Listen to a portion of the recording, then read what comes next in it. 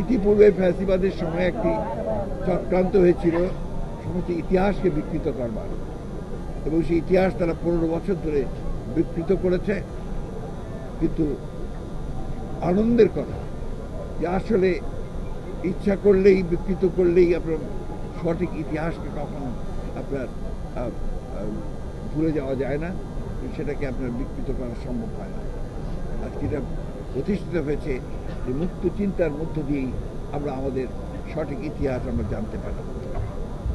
শহীদ president Ziaur রহমানের ভাষণ বা তার কীর্তি, এগুলো অত্যন্ত আপনার গবেষণার বিষয়, এবং তার অতি অল্প সময়ের দেশ পরিচালনার সময় আমরা দেখেছি যে কী অসাধারণ সততা, ব্যক্তিত্ব সম্পন্ন এবং দূরদৃষ্টি সম্পন্ন, প্রজ্ঞা সম্পন্ন একজন রাষ্ট্রনায়ক তিনি ছিলেন।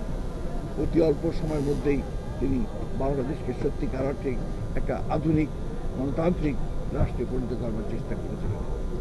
আমরা দেখেছি দেশনেত্রী বেগম খালেদা জিয়া 9 বছর সেই স্বৈরাচার বিরোধী সংগ্রাম করে রাজপথে থেকে সারা বাংলাদেশে চারণ কবির মতো গণতন্ত্রের গান গেয়ে তিনি গণতন্ত্রকে মুক্ত করেছিলেন, এবং তার মাধ্যমেই কিন্তু গণতন্ত্র, সংসদীয় গণতন্ত্রের প্রবর্তন হয়।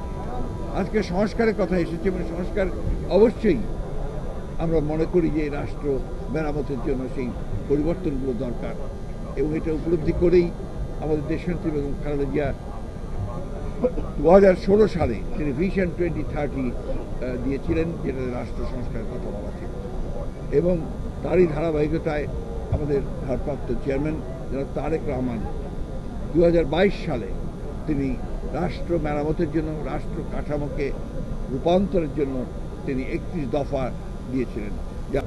এই জন্য আমাদের যেটা প্রয়োজন সেটা হচ্ছে মুক্ত চিন্তা করা। প্রত্যেকটি মানুষ, প্রত্যেকটি দল, প্রত্যেকটি যেন তার মতামত প্রকাশ করতে পারে, জনগণ সেই মতামতকে পরীক্ষা নিরীক্ষা করতে পারে, এবং তার মধ্য থেকে তার যেটা প্রয়োজন সেটা সে গ্রহণ করতে পারে। একটা কথা বলা হয়ে থাকে, গণতন্ত্রের একটা প্রধান কথা, যে আমি তোমার সঙ্গে একমত হতে নাও পারি, তোমার মত প্রকাশে যে স্বাধীনতা, সেই স্বাধীনতাকে আমি আমার বুকে রক্ত দিয়ে হলেও আমি সেটাকে রক্ষা করব। ওটাই হচ্ছে মূল গণতন্ত্র।